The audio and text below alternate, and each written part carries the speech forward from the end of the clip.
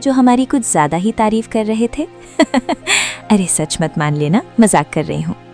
हाय, आपकी बातों ने तो मुझे दीवाना कर दिया है। बड़ी मजाकिया हो चमेली, साथ में खूबसूरत भी।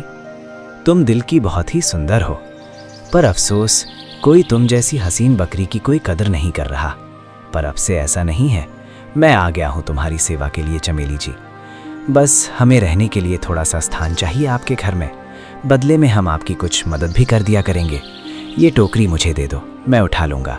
शांतिपुर जंगल में कालू नाम का एक गधा रहता था, मगर अपने नाम के विपरीत कालू गधा बहुत ही चालाक था।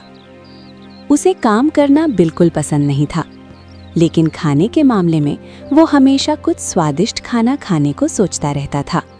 घर से तो बहुत दूर आ गया हूँ, बहुत जोर से भूख भी लगी है। आज किसको बेवकूफ़ बनाकर खाने का जुगाड़ करूँ? अगर कोई मुर्गा जाल में नहीं फंसा तो फीकी घास खानी पड़ेगी। सच कहूँ तो अब इस बेस्वाद घास से मेरा मन पूरी तरह भर चुका है। अब मुझे कुछ नया खाना होगा। आखिर इस जंगल में कर भी क्या सकता हूँ मैं? इस घास के अलावा यहाँ और मिलता ही क्या है? क्यों ना मैं ये जंगल छोड़ दूँ? कालू ये सब बातें सोच ही रहा था, तभी वहाँ पर एक भालू आता है और कालू गधे से बोलता है। कैसे हो कालू भाई? बड़े चिंतित लग रहे हैं। क्या हुआ? कोई प्रॉब्लम हो गई है या फिर किसी गधी ने तो नहीं भगा दिया? अरे भालू भाई, मुझे किसी गधी ने नहीं भगाया। मैं तो कुछ नया सोच रहा हूँ। यहाँ पर तो इस घास के सिवा और कुछ है नहीं खाने को। तुम तो जानते हो भाई, मैं न्यू मांडल गधा हूँ, जिनकी संवारी हर एक सुंदरी करना चाहे। तो इसलिए मैं सोच रहा हूँ मुझे भी फिल्मी हीरो जैसे खाना खाना चाहिए। तो क्या तुम्हें खाने में चिकन कबाब चाहिए या फिर रसमलाई? खाएगा क्या? अरे भाई क्यों मजाक करते हो भला? मेरी ऐसी किस्मत कहाँ कि मुझे चिकन और रसमलाई जैसी स्वादिष्ट चीज़ें मिल सकें। लेकिन एक बात तो तय है, मैं ये रोज़ रोज़ घास नहीं खाऊंगा। अच्छा, अब तो गधों को भी खाने में वैरायटी चाहिए। अगर अच्छा खाना खाना चाहते हो तो कुछ काम धंधा करो। दिन भर तो तुम जंगल में छेड़खानियां करता है। खाना तो हीरो जैसे खाना है। लोड़ियाबाजी छोड़ और काम कर, फिर मिलेगा अच्छा खाना। अबे ओ मोंटे सांड, भाग यहाँ से। तेरे बाप से मांगता हूँ किया। तू जलता है मुझसे मोंटे सांड, क्योंकि कोई लौंडिया तुझे भाव नहीं देती है। मेरे पास सबसे शक्तिशाली यंत्र है, जिसको देख लौंडिया पट जावा। और तू मोटा सांड जलता है मुझसे। ऐसे पहले मैं तुझे धो दूं। चलता बन यहाँ से। फिर कालू गधा गुस्से से वहाँ से निकल जाता है और रास्ते में जाते हुए सोचता है, मुझे जैसे मॉन्डल गधे का जीवन इस जंगल में नहीं कट सकता। इसलिए मुझे ये जंगल छोड़कर दूसरे जंगल जाना होगा, क्योंकि यहाँ तो कोई फल वगैरह मिलेगा नहीं। इसलिए दूसरे जंगल जाऊँगा और नई दुनिया बसा लूँगा। हाँ, बिल्कुल सही, यही करूँगा। अब कालू गधा पहुंच जाता दूसरे जंगल में। वहां देखता है कि एक सुंदर सी राजकुमारी जैसी चमेली बकरी फलों की टोकरी लेकर आ रही थी। तभी कालू गधा उसे रोकता है और बोलता है, हेलो मैडम जी, कैसी हो? इतनी धूप में बड़ा कठिन काम कर रही हो। कहो तो हम आपकी की सेवा कर दो। लगता है आपके होंठ दुख रहे हैं। टोकरी उठाकर मैं तो प्रभु का दास हूँ। आप जैसी सुंदर कन्या की सेवा करता हूँ। आप कौन हो जो हमारी इतनी तारीफ कर रहे हो? और ये फल तो मैं अपने भोजन के लिए लेके जा रही हूँ। मेरा नाम चमेली है। थोड़ी दूर मेरी टूटी फूटी झोपड़ी है। लगता है आप यहाँ पर नए हो। कहो हम आपकी क्या सेवा करूँ? कहीं आप हम पर मोहित तो नहीं हो गए, जो हमारी कुछ ज्यादा ही तारीफ कर रहे थे? अरे सच मत मान लेना, मजाक कर रही हूँ। हाय, आपकी बातों ने तो मुझे दीवाना कर दिया है। बड़ी मजाकिया हो चमेली, साथ में खूबसूरत भी। तुम दिल की बहुत ही सुंदर हो, पर अफसोस कोई तुम जैसी हसीन बकरी की कोई कदर नहीं कर रहा। पर अब से ऐसा नहीं है। मैं आ गया हूँ तुम्हारी सेवा के लिए चमेली जी। बस हमें रहने के लिए थोड़ा सा स्थान चाहिए आपके घर में। बदले में हम आपकी कुछ मदद भी कर दिया करेंगे। ये टोकरी मुझे दे दो, मैं उठा लूँगा। अरे नहीं नहीं, आप तो हमारे खास मेहमान हो। भला मैं आपसे काम कैसे करा सकती हूँ? टोकरी में ही उठा लूंगी। अगर आप मेरी टूटी फूटी झोपड़ी में रह लेंगे तो मुझे कोई एतराज़ नहीं। इस बहाने आपके साथ कुछ खट्टी मीठी बातें भी कर लिया करूँगी। चलो मेरे साथ ही घर में। कालू गधे ने भोली भाली चमेली को अपने जाल में फंसा लिया था और दोनों चमेली के घर पहुंच जाते हैं। वाह चमेली, तेरी तरह तेरा तो घर भी बहुत सुंदर है। ऐस घर के साथ बड़ी प्यारी लग रही हो चमेली। जी शुक्रिया। हमारी कुछ, मुझे लगता है आपको काफ़ी दिलचस्पी हो गई है हमारी कुटिया में। बड़ी नाजुक है मेरी कुटिया, ज़रा प्यार से रहना इसके अंदर, कहीं ये टूट ना जाए। ठीक है? हाय, मैं मर जावा, कितनी नाजुक है तेरी कुटिया। तुम चिंता मत करो, इसको मैं अपनी समझ कर ही रखूंगा। और एक बात और, मैं इस जंगल में नया हूँ। अगर कोई तुमसे पूछे तो कह देना कि वो कालू महाराज है, पहाड़ी देश का राजा जो घूमने के लिए आया है। अगर कोई भी हमारे खिलाफ जाएगा तो मैं अपनी दिव्य शक्ति से उन सबको भस्म कर दूंगा, बस तुमको छोड़कर। मेरी चमेली जी। दोनों बातें कर ही रहे होते तो चोरी से उन दोनों की सारी बातें बेला लोमड़ी सुन लेती है। जल्द ही महाराज को खबर करनी होगी। चमेली किसी पहाड़ी राजा के साथ गठबंधन कर रही है। जल्द ही मुझे महाराज के पास जाना पड़ेगा।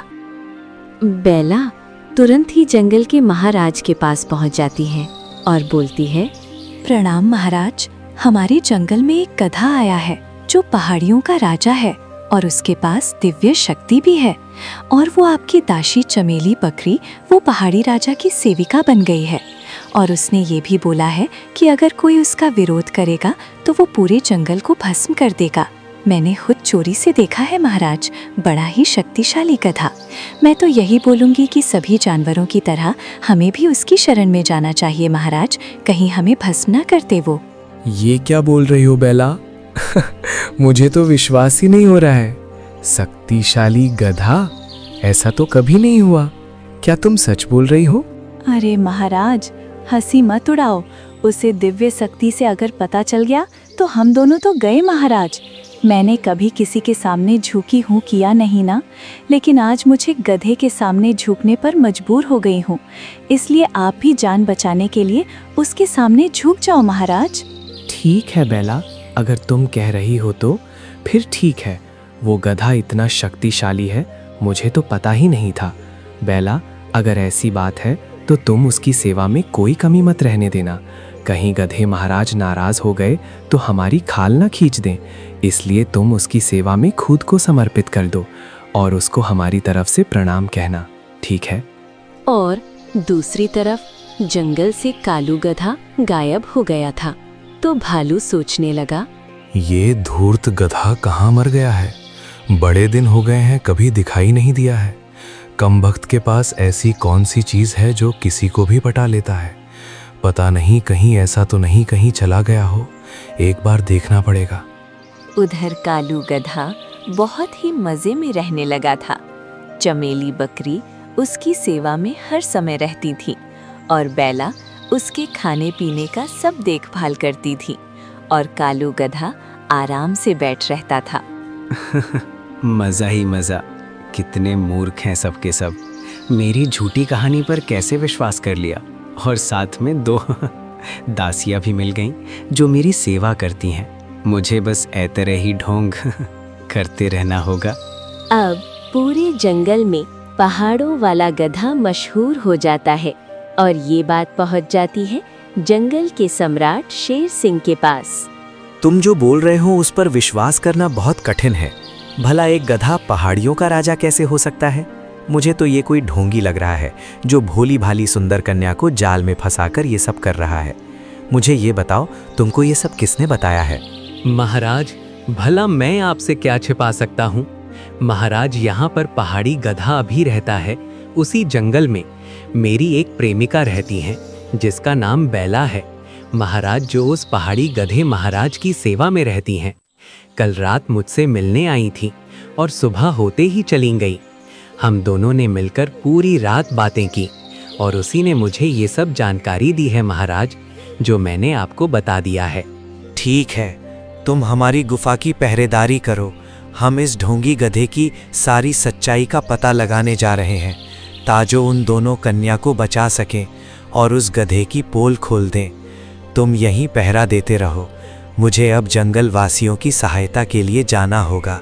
उसके बाद शेर सिंह निकल पड़ते हैं पहाड़ियों के राजे की ओर। तभी उन्हें रास्ते में भालू मिल जाता है। प्रणाम महाराज, आप इस समय कहाँ जा रहे हो? मैं तो आपके पास ही आ रहा था महाराज। ऐसे समय में जल्दी में हूँ।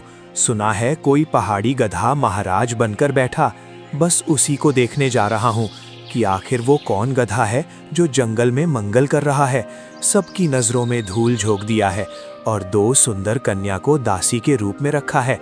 और मैंने ये भी पता लगाया है कि वो कुछ गलत काम भी किया चमेली के साथ, बस उसी का भांडा फोड़ने जा रहा हूँ। महाराज, जहां तक मुझे लगता कि हो ना हो वो हमारे जंगल का कालू गधा ही है, जो किसी भी सुंदर कन्या को पटाने में माहिर है। और वो बहुत ही चालाक है, जो भेष बदलकर दूसरे जंगल में चला गया है। और वहां का राजा बाघ है, जो सभी जानवरों की तरह बहुत ही भोला है। और वो गधा बहुत ही चालाक है।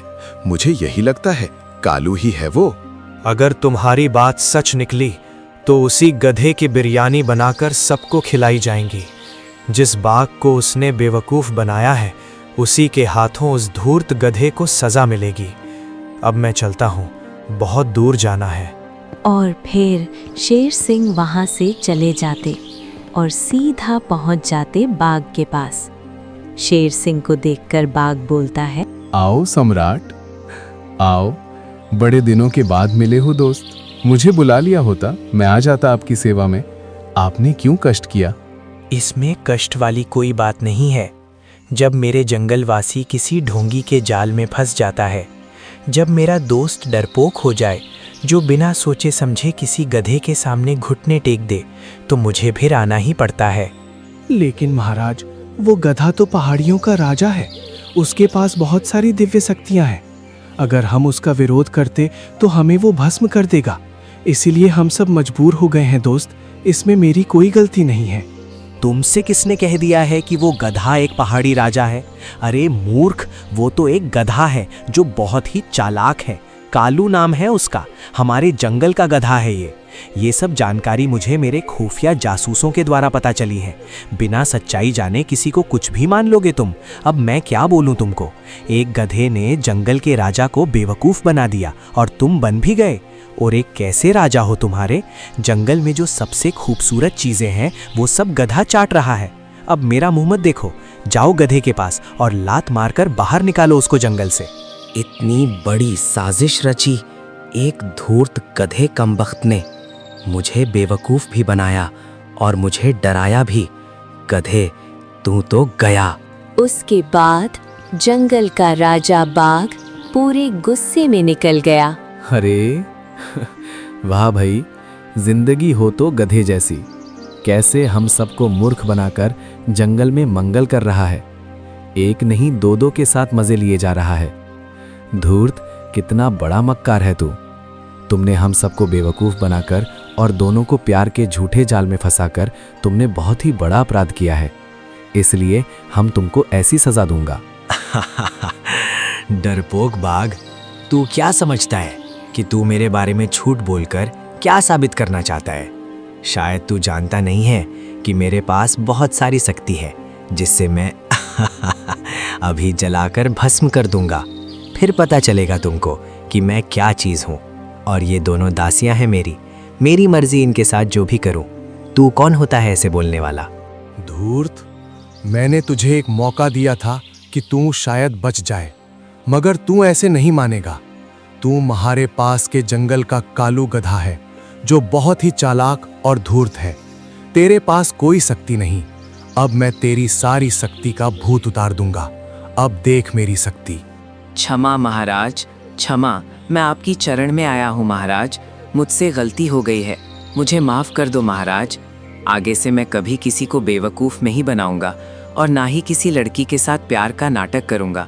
बस एक बार मुझे माफ़ कर दो महाराज। देख लो, ये एक मक्कार गधा है जो सबको बेवकूफ़ बनाकर उनकी भावनाओं के साथ खेलता है।